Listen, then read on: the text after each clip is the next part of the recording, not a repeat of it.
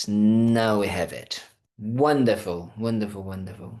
Very nice. Very good that we are here together to continue our exploration of Lojong, of mind training. Very good. So special that we have that. So today I promise, so I hope I can keep my promise, that is going to be the last teachings in some ways about the introduction to Lojong. So we can start next week with the text. So I will send a message to maybe Anthony, and maybe Jack can help that after, on making sure that everybody can receive the text. Okay? And or maybe also I can try to share here. I don't know how to do, but maybe I can try to do it so we can have the text that we're gonna be using as the basis of the next teachings. Okay? Because as I said, Lojong is a specific part of the Lamrim. Okay? So it's kind of like a specific topic or area. Yes, I think I can add the file to the chat. Okay, I'll try to do that. So when like Jack, remind me before I finish to try to do that. Okay. So in the end, I can try to do that. But Lojong is an aspect of. Is one of the topics, in some ways, or the aspects of mind training that is inside of the Lamrim, and they were kind of like texts that were used in order for us to learn and continue to have those teachings in our mind. So, as I said, I'm not a scholar. I cannot give a commentary on a text. I don't think that it's definitely not something that I can do. But I can try to go through the text and bring some of the points, the main points, that the text has, so we can discuss together.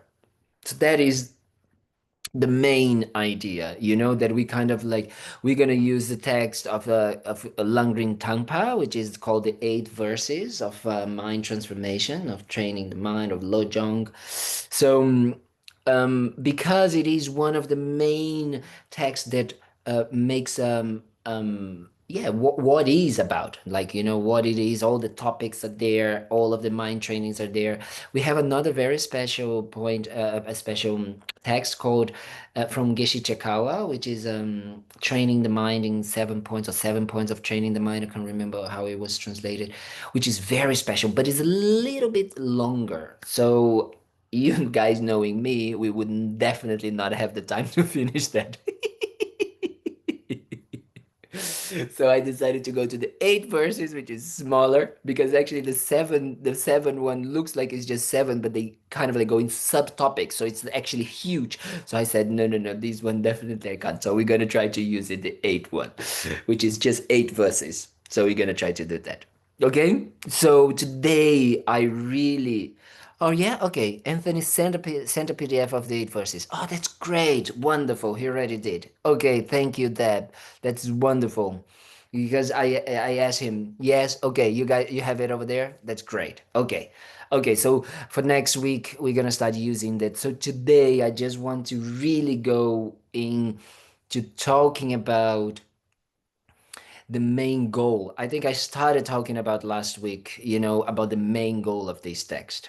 We already talked a little bit about, if you guys remember, what is, a Lojong training, what it means to train the mind. So we talk a little bit why we could train the mind, right? Why can we train the mind? Well, because we said that our mind and these right now, as we experience, we have this confusion, we have these negative emotions, we have these disturbing situations, these problems, but all of these, they are adventitious. I use that word that I find it very difficult to say, but is, but I think it is the right one. Say that they go away. That's the most important thing. They go away. They are not one with the nature or the essence of our minds. That is the main important aspect. Because if we don't understand that, then we're never going to understand that we can train and eradicate and get rid of these situations that causes us to suffer, that causes us to not feel good, that causes us dissatisfaction. So that is the kind of like the idea that, oh, if our mind has a potential to actually eradicate the causes for that to arise, that's what Lojong is going to be about. Lojong is going to talk about the situations and how to deal with these situations so we can eradicate that. But as we talked a little bit more, is something that we need to really go into the essence of where or how these negative emotions they kind of like come about. And the main way that they come about is through our self grasping and self cherishing, self centered attitude. Okay, so today we're going to talk about that, mainly about that, so we can understand what is the main goal and the main aim of Lojong, which is to be very clear, and we can stop the teachings here today. It is about developing bodhicitta. Okay, that is what the goal of the Lojong is. So before we start talking a little bit more into depth into that, we go into depth into the talking about bodhicitta and how that the situation we have now and how Lojong can bring us to realization of bodhicitta. We need to set up our motivation. And that is very important because, we can set up our motivation by just saying, oh, I just want to maybe have a good class today. I just want, maybe I work too much or I have so many things in my mind and I just want to decompress and I just want to relax and all of that. Yes. And I think that this is very valid and I hope you can achieve that. It is mainly not dependent on me, even though, I can talk a lot of blah, blah, blah, but it depends on you, your mind. So that means that whatever we actually aspire to get, we need to be very clear of what we want. So if we just want that, that's what we can get. But I don't know, like you guys, but when I'm hungry, I can have maybe a slice of pizza, and that's okay. Maybe I can go and have like a big pizza. But when I'm hungry, I actually want to go to a all-inclusive, all-you-can-eat buffet of pizza, right? That's what like my mind is dreaming of, like that's what I want to have. So that is the idea of with what type of aspirations we can create in our minds. So if I want that, then I'm going to look for having the conditions, being in the perfect place, I don't know if in Florida, but I'm sure in Florida we can find all we can eat buffet of pizza, and then I can have to have the conditions to, have the money, to have these, to have that, so I can fulfill that wish. So it's the same with our spiritual journey. But instead of just having some pizza and they will give me a little bit of pleasure right here and right now, I want to exchange. I want to make a trade-off. Now we can talk about like business. I want to make a trade-off of I I am happy to have less small little pleasures to have a bigger, never going away type of peace and happiness. That is the idea. That is very important for us to understand because this is in some ways some of the mechanics of the Lojong. Because the Lojong is gonna say to you, I don't know who said that recently. We talked about it, but someone, I think it was someone from one of the classes. This, like, we like to have our problems, right? We like to be angry. We like to feel attached. We like this, you know. So if we continue with these mindsets, then we're not gonna get what we want. So Lojong and our intention has to be, or can be, has to be, depends on what you want. So I cannot force you, but can be to completely be free from these sufferings, completely be free from these intentions that create suffering for ourselves and others, from these, dissatisfaction, from these unpleasant states. So that's why, the intention needs to come with that. Oh, I can actually develop myself. I can increase my potential even further than just having a pleasant evening, than just having a little bit more of like peace and happiness in my life, but to having it forever. We can We can believe in ourselves in order to develop these types, this mental state. Okay? And the more we do that, the more we see that others also have the same potential. So we want to help them.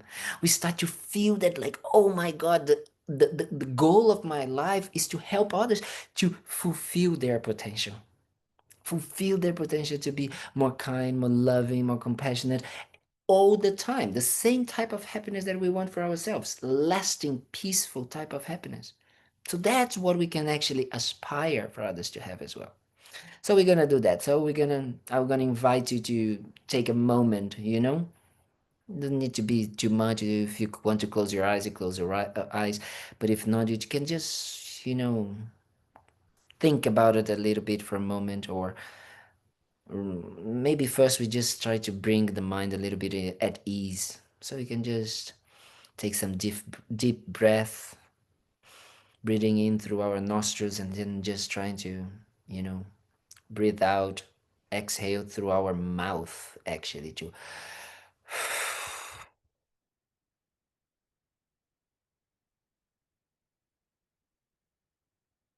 And we can do it a few times just to really bring back.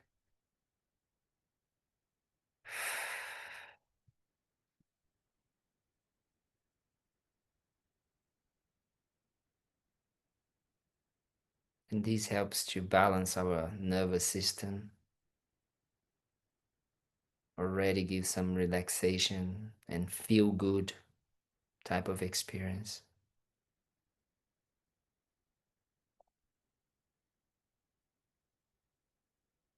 And that helps us to then find some space from the worries, problems, or too much information that we might have accumulated during our day to day, and try to focus on our intention for being here, sharing this space, this time together.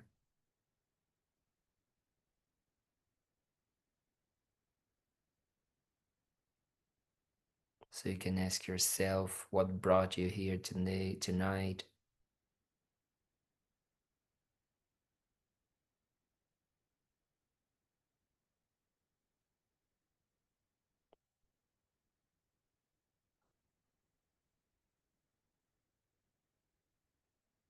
And whatever the reason was that brought you here tonight, check if you can maybe see, are you fulfilling all your potential with this motivation?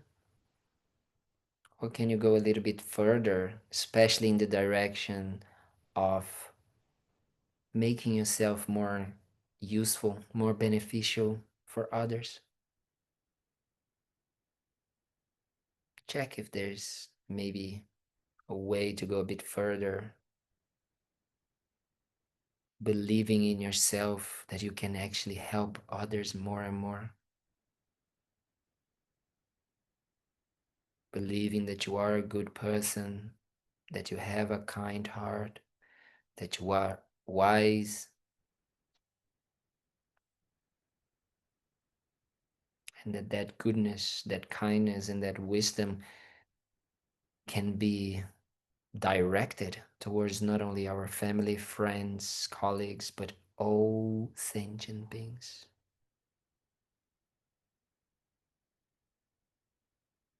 all human beings, all animals, every single being.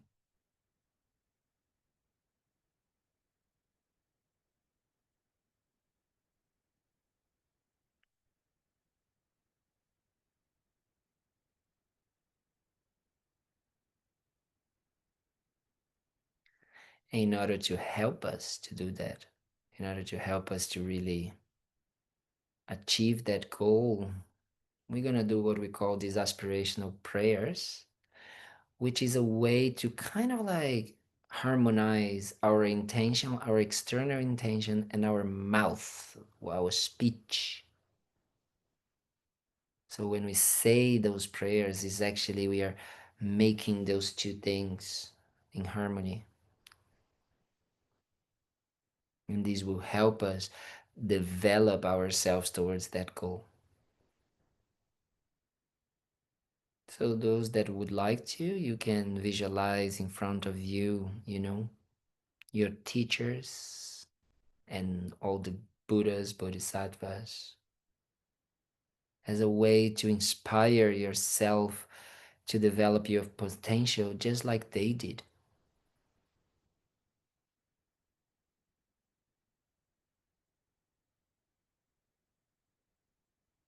And they look at us without judgment, loving us, accepting us, and wanting us to be happy, lasting happiness.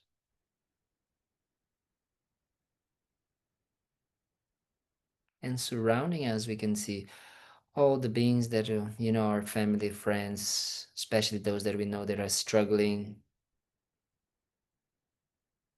but also all those people that we have difficulties with, that we disagree with, that we don't understand how they can be like that.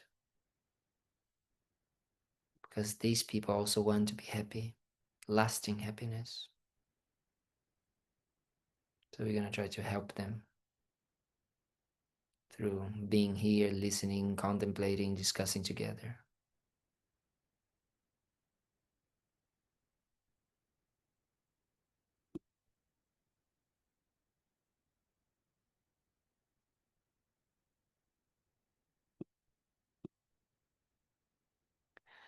So with that in mind, we can make the prayers here that I shared on the screen. So we can make it as an aspiration, okay? We're gonna do 2 times in English and 1 time in Tibetan. I take refuge until I'm enlightened in the Buddha, the Dharma, and the Supreme Assembly. By my merits of listening to the Dharma, may I become a Buddha to benefit all transmigratory beings. I take refuge until I am enlightened in the Buddha, the Dharma, and the Supreme Assembly. By my merits of listening to the Dharma, may I become a Buddha to benefit transmigratory beings. Sangye chodan soki chonam la janju bardu dani kapsuchi dagi chunye kipe sonam ki drola penche sangye drupar shum. I don't know where in these we have the four immeasurables, but we're gonna talk about them today, so we don't need to make the press. Very good. Now that we really made a strong motivation that that's what we want, so we're gonna aim for that. We're gonna come start talking a little bit about the main aim of the Lojong training. So as I said, the Lojong is inside of the Lam Rim. And all of you here heard about the Lam Rim. And the Lam Rim is based on 3 types of scopes. As on Tuesday, we are seeing that, right? We're talking about that. Scopes in the sense of intention, of motivation. Motivation in relation to what is our potential that we can achieve, what we can actually develop, what is our spiritual path, what is in the spiritual development that we can achieve. Not ordinary development, not ordinary goals. It's not that I can become CEO or I can become CFO or I can become, just direct, like whatever, manager. I can actually, not like this. Actually, in the spiritual path and the Buddhist context, and especially the Lamrim context, is what I can do with my life right here and right now. And especially how I can use the time that I have now in order to develop me further in my next lives. So that's why the first scope or the first type of intention of the Lam Rim, it's called what we say the small scope, the small intention, the smaller intention, the lower intention, which is I just want to have a good rebirth. That's what the first intention of the Lam Rim is. I just want to have a good rebirth. Okay?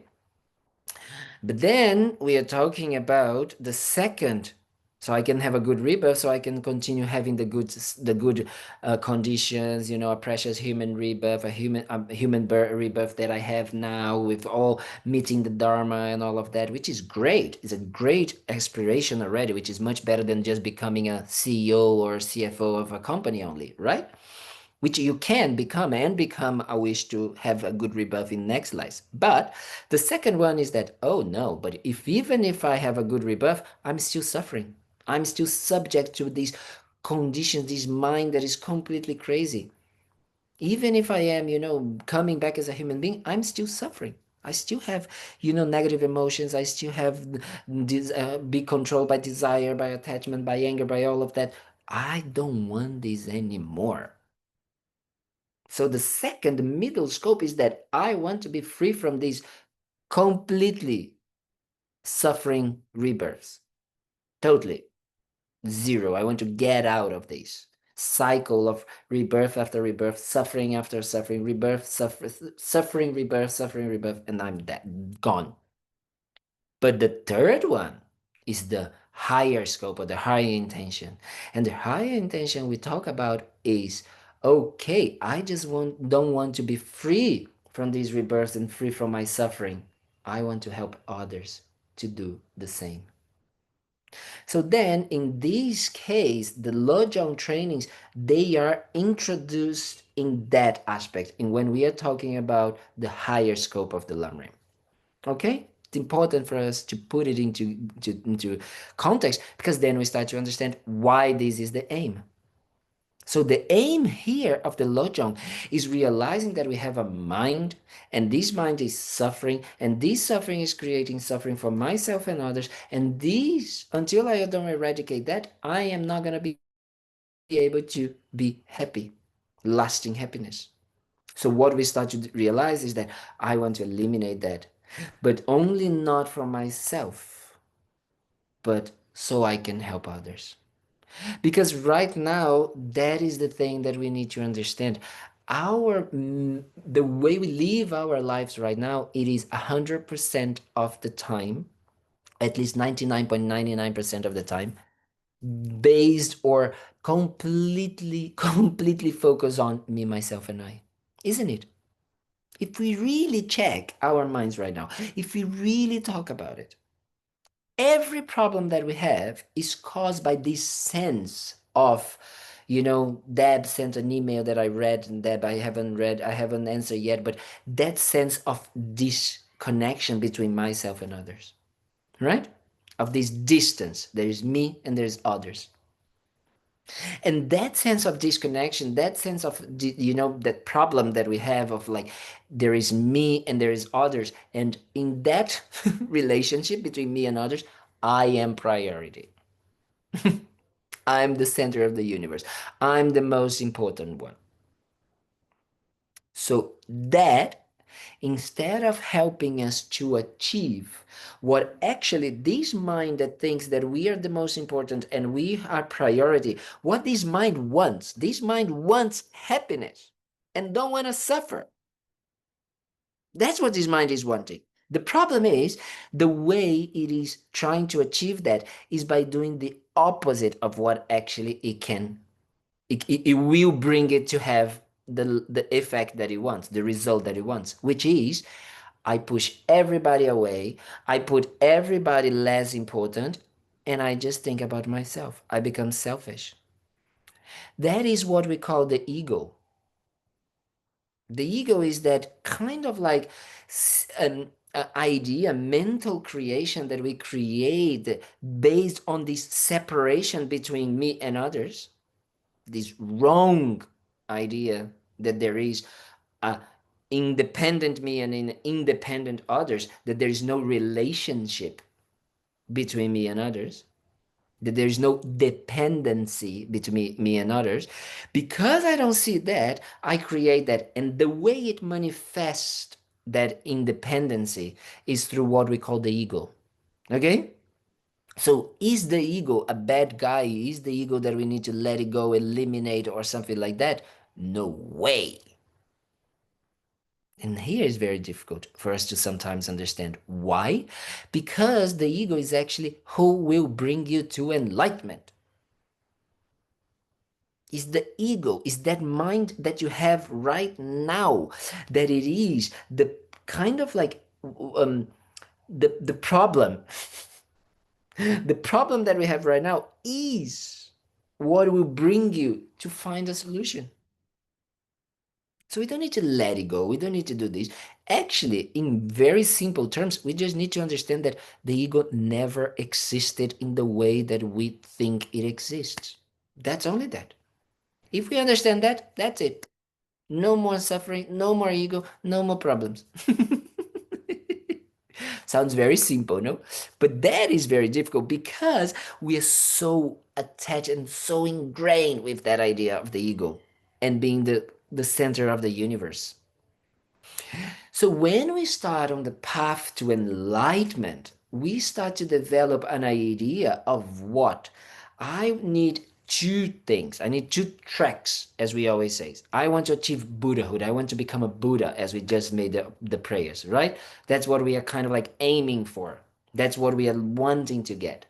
But then we start to try to understand that, okay, Buddhahood has, or enlightenment has two tracks, the wisdom and the method track. Okay? So the method track, well, both tracks in some ways comes from where? Where I like to say, to call it like this, where the Buddha, from where the Buddha is born. How the Buddha is born? The Buddha is born from bodhicitta. That's where the Buddha is born from. You can only become a Buddha if you develop bodhicitta. And where does bodhicitta comes from? From compassion. So compassion means what is the definition of compassion? Who knows what is the definition? Someone knows definition of compassion? Not wanting others to suffer. Now I ask you, what is, when you hear that, does it agree with your definition of compassion, how you see it now? Did you have that feeling that compassion was that? Or what was compassion for you before you hear that definition? Someone wants to share something? Because I find it very interesting. Yes, Esther, please. No, so I think the way I was thinking, maybe it's not the same way then, because I've been trying to What have was compassion for to you? feel compassion for someone that is not doing good to me, like Yeah. like almost like a, I don't know the word in English, like I'm gonna say in Portuguese to you, and then maybe Yes. you can And I translate. translate. Like Yeah. ter pena da pessoa. Yes. Como Feel como sorry se for someone. Yes. yeah, Yes. yes, kind of sorry for someone. Yes. Yeah, Yes. Yes. Yeah. Yeah. Yeah. Yeah. yeah. But isn't that like feeling sorry for someone? Don't you feel that it still creates this idea of me and others? Like I am here and then there's the other person, and sometimes even more, because for me I have like pity or sorry for someone. And when you feel like that, there's almost like a ladder Mhm. that you are on top of something, looking at the person and say, oh, poor thing, oh yes, this person. There's Yeah. that I experience, right? Isn't it? Mhm. It's kind of Like like that. almost like you are better than the person. Yes. Exactly. That's exactly like that. Normally, that's one of the ways we think that compassion works. Is like I am the I am the magnanimous because I'm a very good person and I'm being so kind to you that like I have compassion towards you, right? Almost like this. It's totally like a kind of like a self-centered in a way attitude that is just say, yes, I'm a very good person. I'm a very good Christian. I'm a very good Buddhist, and I'm kind of like, I forgive you, and because I have the power and the truth in my hand, and I am giving that to you because I'm very generous, isn't it? Sometimes it feels Yeah, like it that. would not sound good when someone like I talk to other person about it, and when I would say that, it's like that. This is what the feeling more or less like, but I'm Yes. not better than her, like Yes, yes, yes. But that is great because then we start to understand a little bit of how our minds thinks about compassion. Because if we don't actually understand compassion, then we're not going to understand bodhicitta, and therefore we're not going to understand enlightenment. right? So that is why it's so important for us to understand a little bit that and understand how the situation of the not the situation the mechanics of the Lojong training is about. It is about, in a way, developing that compassionate mind, which is based on that understanding of I want others to be free from suffering. I want to help others. I want to do something about it. That is when Lojong is actually going to be even more strong. Very good. Thank you so much, Esther. That's very good. Melissa, you said something on the chat. Do you mind reading or talking to or telling us, please? Yeah, I just said before you said the definition, I thought it was like caring about and having empathy for others. But I Yes. guess it's kind of the same thing. Like if you're having empathy, it's kind of like the assumption of like, oh, like you're pitying them, I guess. Or maybe Yeah, not. I don't know. maybe not. Maybe not. Like empathy is a good word, but empathy sometimes there is sometimes I get a lot of questions, and I think many people ask this sometimes, is like, how can I be empathic without suffering? Because sometimes because I am empathic, I feel empathy towards someone, but then I feel overwhelmed, right? Because That's it's true. you know Hmm. so empathy in that sense, it's almost trying to feel something or work towards or fix others. You understand? Sometimes has that feeling of like, oh, I have empathy towards this person because I can relate to what this person is saying, and I kind of like, then I need to care for them, I need to do Yeah. something. You understand? Yeah, that makes sense. Then there is the we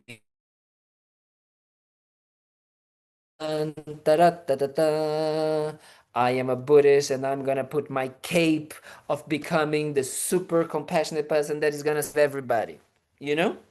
And then we try to save everybody, but we don't have the necessary wisdom. And what happens is that we just fall apart and we burn out. We have a lot of burnout in Buddhism, compassionate burnout, which is totally misunderstood of compassion. Do you understand what I mean by that? Of compassion burnout? Yes, I definitely I live it. It's like when you really think that it's like you need to save everybody, or you can save everybody, or you can give yourself, or it's kind of like you give without understanding that wisdom part. That wisdom of what, which is, yes, I want others to be free from something. I want others, there is a more connection. There's a little bit more connection in relation to the overall aim of compassion in the Buddhist definition. However, there's not the wisdom part. Why? Because it's not basing understanding where suffering comes from and what suffering is, and understanding that in reality we cannot eliminate the suffering of others. I'm sorry to bring this bad news for the bodhisattvas in the house, but we can't. Why? Because it's inside of one's own mind. Therefore, the only thing that we can truly do, yes, we can help them physically, we can help them, giving food, shelter, all of these aspects. That is amazing. There's a lot in the world, and especially in different traditions. And I think that in this, Buddhism has a lot to learn from the Christians and all of that, being more generous, giving food, giving kind of like clothes and money and all of that. This part, definitely. But these will not fulfill the aim of eliminating the suffering and the causes of suffering, which is the aim of compassion in the Buddhist tradition. So, for that, we need to develop ourselves in the best of our abilities, so we have both skillful means and wisdom. So that means that I have a mind that can know what is most beneficial for you. So You do the job inside of yourself to free yourself from suffering. Does it make sense what I just said? Would you Yes? mind Yes. repeating that? I'm Yes, I sorry. can repeat definitely. But the idea is what we can do is that right now, when we don't have, as Melissa was saying, like we leave these like burnout compassion because we are trying to achieve that others can be free from suffering, when the only person who can free themselves from suffering is themselves, right? It's yourself.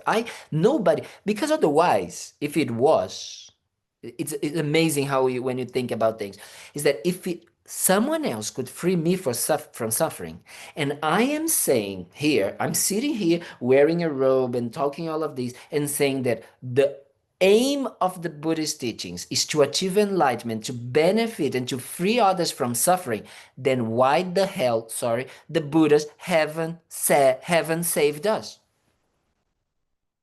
Right? Why? Why the Buddhas didn't save us? Right? Because it's not dependent only on the Buddhas. The Buddhists can have the intention, they can give us everything. Is that joke, that Christian joke that say, that the guy was kind of like in a house, and then there's these floods coming, and then he climbed the stairs and he climbed to the roof, and he was there, and he started to pray for God. God, please, please, please save me, please save me, please save me. And then there was like water coming up onto the roof, and then there's this little boat comes and say, come with us, no, no, no. And he says, no, no, no, God's gonna save me, no, God's gonna save me. And then he starts, please, please, God. And then the water starts to come up, and then this helicopter comes, and then the people start to come, and then people say, yes, come, we're gonna rescue. And then he was like, no, no, no, God is gonna save me, God is gonna save me. And then the water comes up, and then he dies, and then he goes to heaven in front of God and say, God, you betrayed me. You said you're going to save me if you pray for you. And God say, I sent you every little a way for you to be saved. You didn't do it. So that is the idea of the Buddhist path. The Buddhas and Bodhisattvas, there's this beautiful quote that I love from Lama Zopa Rinpoche that he says, every time, everywhere, there are numberless Buddhas and Bodhisattvas trying to help us. That is so beautiful and so profound, because that makes us like literally just say, if I open my heart and I open my mind for them, they will help me. This is very beautiful. But then that gives us a lot of responsibility. That means it depends on us. We need to do our job. So in this way, we're going to exchange here and say, okay, I am not just the one that is helping, but I want to help others. So I need to develop myself so I can help others so they can do their job. Do you understand? Deb, yes, please. What you said earlier, like about the ego never existed, that Yes. seems like that would have to be something someone realizes. Like you can't do that for somebody else. Like compassion, like you know what I'm saying. Like it seems like Yes. like sympathy is still like treating them as that they do exist, and I still like it's not Yes, that's it. radical enough. Yes. And we're gonna talk about the compassion, the true how true compassion comes from, right? Because true compassion only comes from by us understanding our own suffering. If I understand that my own suffering comes from my delusions, from my negative minds, from my ego, okay, if I understand that this is the basis of my suffering, and I'm saying, oh, I need to develop compassion to become a Buddha, then I say compassion is eliminating suffering, which is this, what we just said. So if I say I have this and this is the suffering, I start to look that every other sentient being, every other human being has that suffering within themselves. So then the type of mind that will come up, Because you said that, you asked me that, Deb. You said, the more we talk about the wisdom wing and understanding how things exist, the more our compassion develops. Yes, is exactly that. The more I understand how the suffering arises and the causes of suffering, the more my compassion becomes based on truth and not based on pity, or I am better than others, or empathy. And an empathy that is not based in reality, that is just like, oh yes, I cannot help you because, oh yes, I feel you, but actually I don't feel you because you cannot feel others. When we say that, you can't. But what we can do is develop our wisdom so we can have an omniscient mind, a mind that can see, experience what each of beings, each person, each animal has created as causes for their suffering, so they can eliminate these causes. Wow, this is like the key. If I understand that I have sufferings and these sufferings have causes, then I want to eliminate the causes.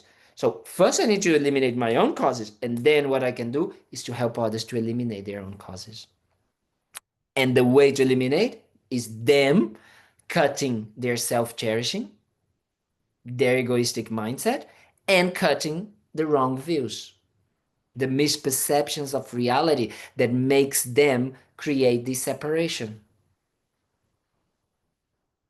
So if I start to develop that mind, I start to say, I need to develop compassion. But compassion alone is just not enough. The Buddhist path, and especially the third and the higher scope of the Lamrim, the Mahayana scope, as we say, or the bodhicitta intention is, I don't want to just stay like, okay, yes, oh yeah, I hope I can do something. No, I take responsibility. It's an extra step. It's not only just like, oh yes, I wish everybody was happy, I need everybody was happy, as we do in the four immeasurables. May all sentient beings be happy, may all sentient beings be free from suffering. Not just that. May all sentient beings be happy, and may I bring them to be free from suffering. May I bring them to be happy. Does it make sense?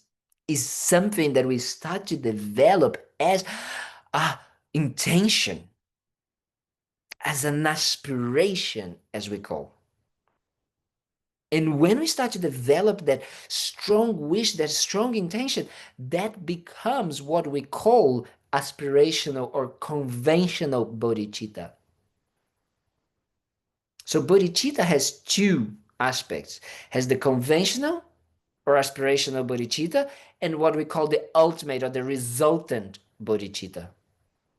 So the aspirational bodhicitta is developing within ourselves that sense of responsibility of wanting to do everything in our abilities to develop our wisdom, develop our skillful means, so we can help others to be free from suffering.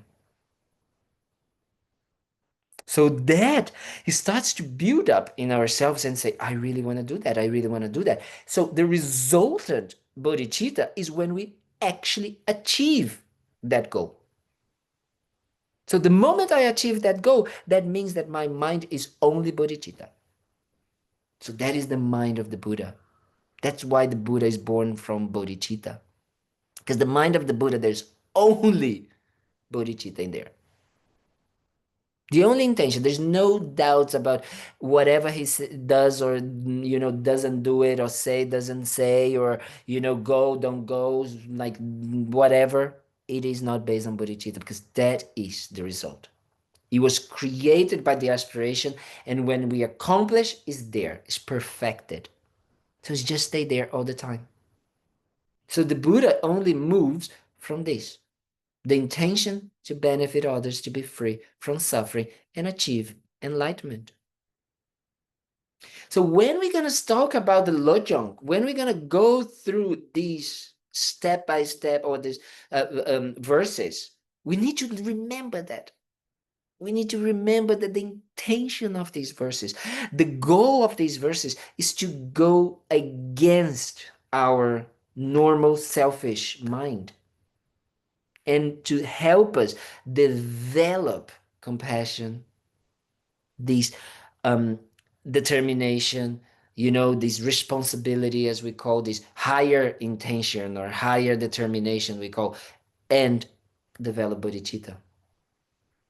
Because it's gonna go, the text is gonna help us to sometimes see how, as I was saying, engage and like to continue suffering or creating suffering for ourselves.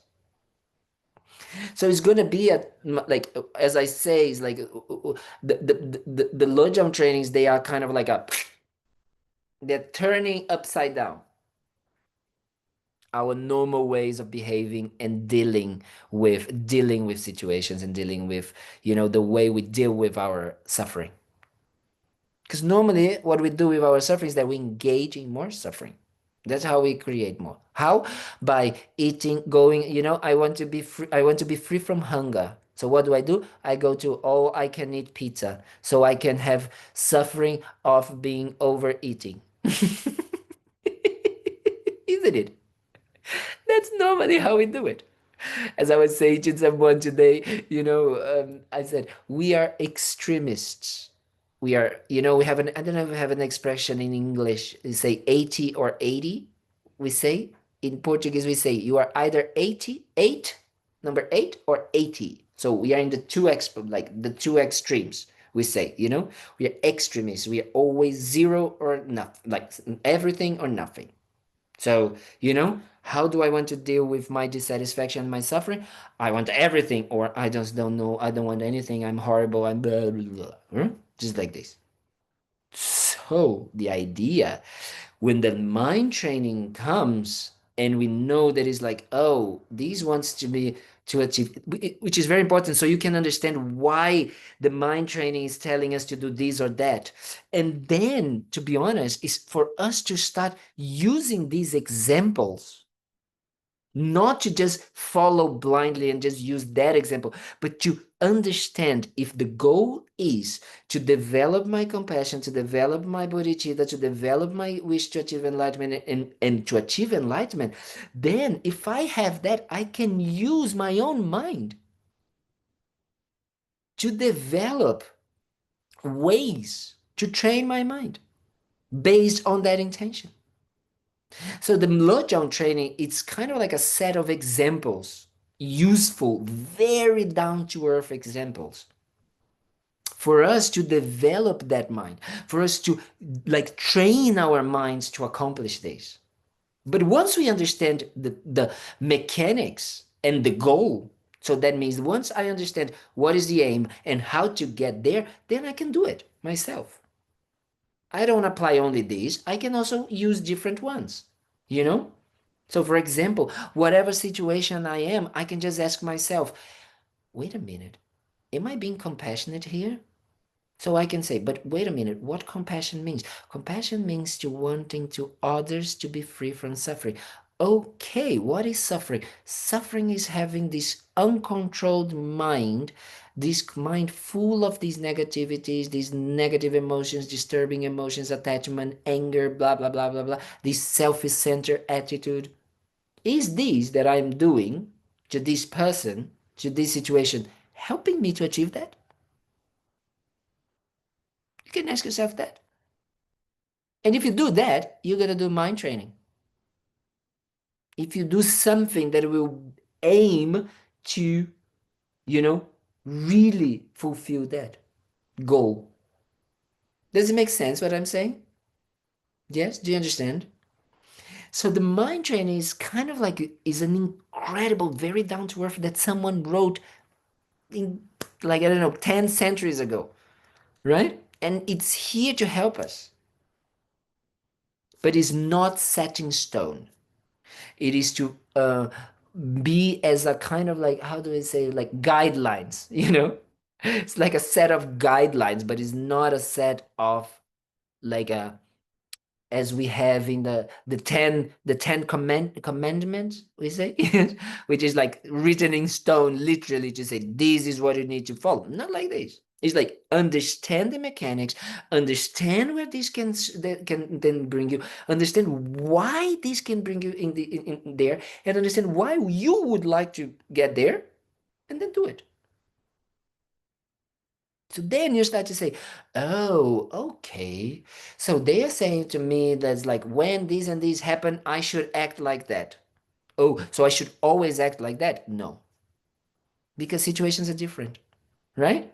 So in that moment, if that situation arises and I can use it, that example that they are giving me, and I can see that that example is fulfilling the aim of developing compassion and enlightenment, then I use it. What I mean is that Buddhism, it's a living practice. It's not a dogmatic practice that is written and saying to you, this is the way and only way, and you should only be doing like this. No. Because if then you're going to read the 84,000 teachings of the Buddha and you're going to say, I am completely lost because here the Buddha says do that and here the Buddha says don't do that. Which one should I follow? The one that is dependent on the intention of your moment. That means if you set that the compassion and enlightenment and bodhicitta is your intention, then use whatever you have in that moment to train yourself to achieve that goal. So these texts, they come as an inspiration, they come as a guideline, they come as a kind of like, you know,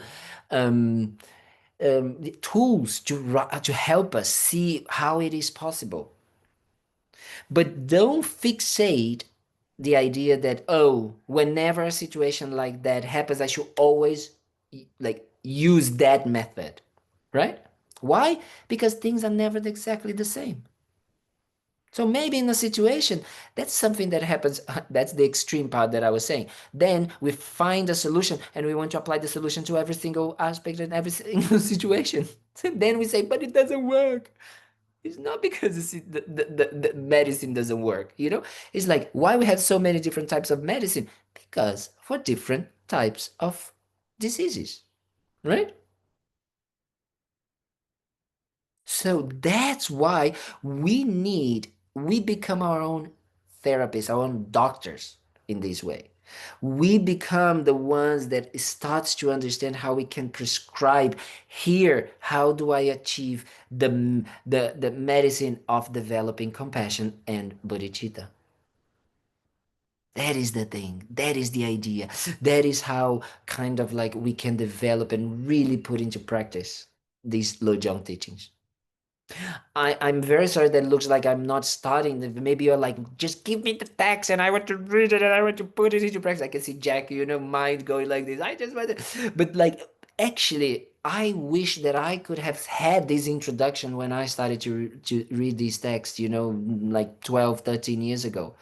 Because in my mind, when I started to read it and I didn't know so much, and I had these, it was actually one of the second or third courses that I did at Copan at the time, which was amazing, but it was so, in a way, dogmatic for me that I said, what is that? Kind of like, well, like these people are saying to me that I, like do something that doesn't make any sense, or how I, or then what happened to me, because I was like a bit like, okay, so I should just do it like this. And then I would just do it and I would just suffer a lot and not understand and get more complicated and more problems to myself. And I would stop doing because I didn't understand it. So here, the idea is to really understand the goal, the mechanics, and how we can do it. Okay? Because then we start to become, as I say, free. Because we have the wisdom and we have the intention. So we have the intention to be compassionate and we have the wisdom, and then we can mix these two together, and then everything that we do becomes Lojong. Every aspect of our lives can become mind training. Everything that we can do, we can say, wait, am I going to the right direction? No. So I can be free to actually, do something completely the opposite of what the text was telling me to do. For example, just a simple example. I could just do that. So don't fixate that the text should just say, and oh, this is the way, this is how it should be, or because the text is saying, and then I should just do the same, and otherwise I'm a bad Buddhist. Not like this. Okay? That's important. Okay. Any questions, or do you guys understand? Do you guys understand a little bit more about what is the current situation of selfishness, of being self-centered, independent, and divided, and this division, and how compassion slowly brings us to understand more and more that there's no difference between the suffering of others and ourselves, but that we need to do it the same way that they need to do it, their own work, inner work. We cannot save them in that way that we sometimes think we can. Okay, for the capes, the compassionate capes. I said the other day, I was having this discussion. Oh God, I can't believe I'm gonna say that. If someone listens this into the wrong way, I'm gonna be expelled by all the Buddhist circles in the world. I said that I was going to create a movement called Buddhists Against Compassion. And then people are like, what? And I said, yes, because I cannot write the Buddhist against stupid compassion, because that is what we want.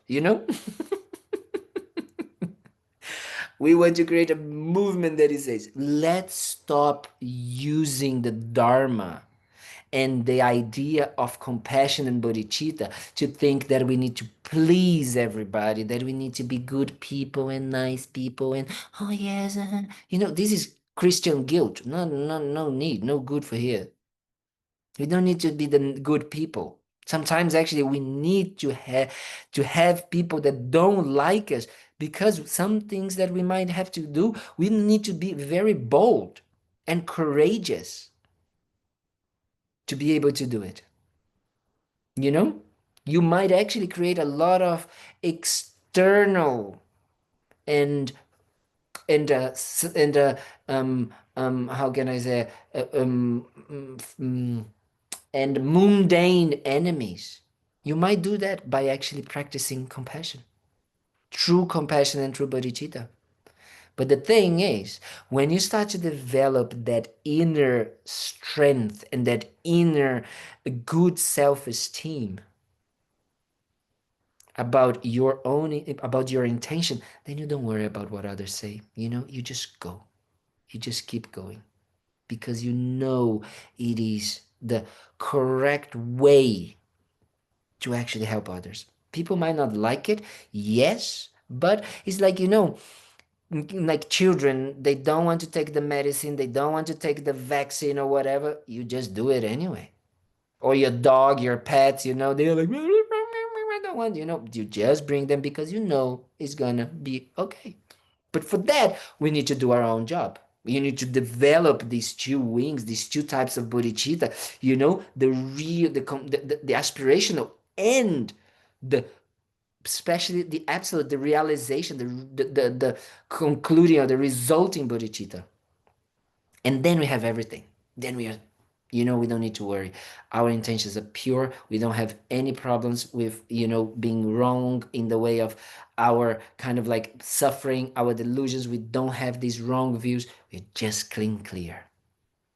And then we can just benefit others in many hundreds of ways, thousands, millions, whatever is beneficial. That's why they say, the Buddha can become whatever, can become even water or a bridge or a bird or, or a prostitute or a politician, whatever it is most beneficial for others to achieve enlightenment. Right? So that is the idea. That is the aim of the Lojong. That is the aim. Any questions? Did it make any sense what I said, or any commentaries, considerations? Good. Okay.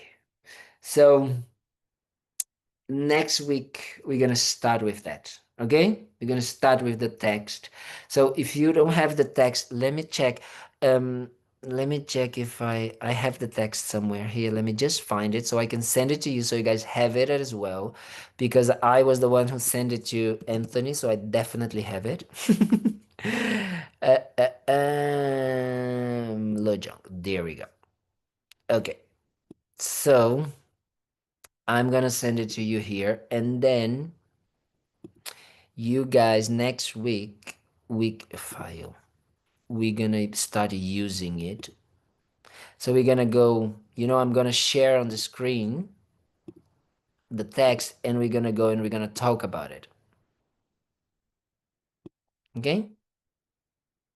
And I'm gonna bring a little bit about, yeah, you have it there. So download it if you can, please, and then just have it, with you for next week. It's very short. If you want to read it, you can read it, but like maybe it's not gonna make so much sense, but it's actually quite nice if you can. But we're gonna go one verse uh, by in each class. I hope I can do that. I hope I can.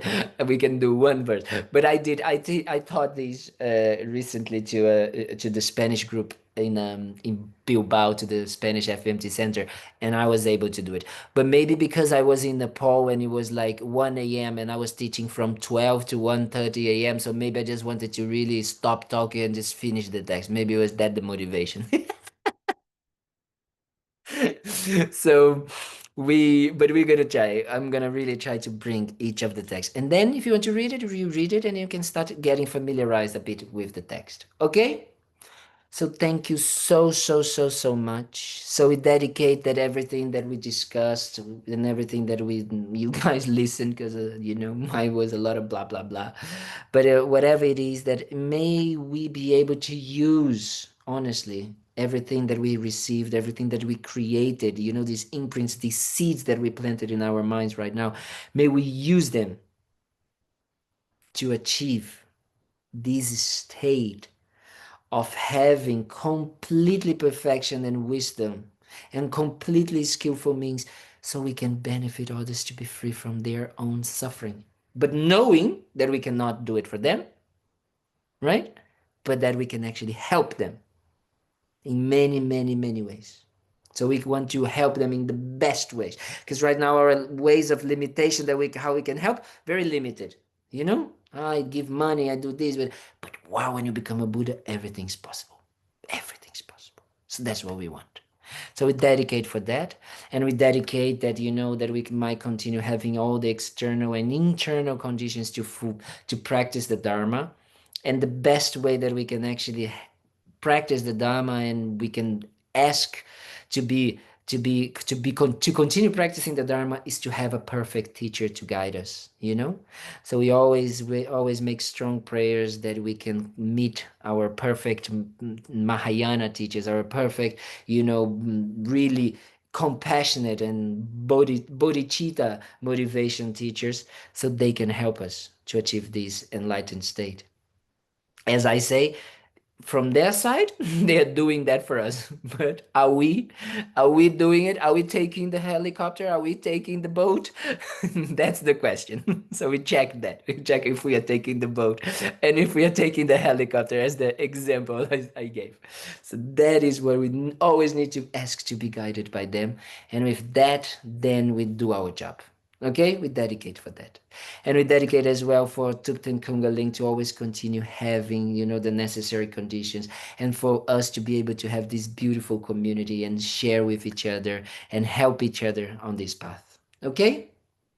So thank you so much. Have a wonderful evening, and I see you Sunday. Okay? Thank you. Thank Thank you, you. Thank you. Thank Thank Thank you you. very you. much. Thank Thank you. Thank you. you. Bye. Thank thank you. you. Bye Bye. bye. Thank you. Bye. Good night. Good night. Good night.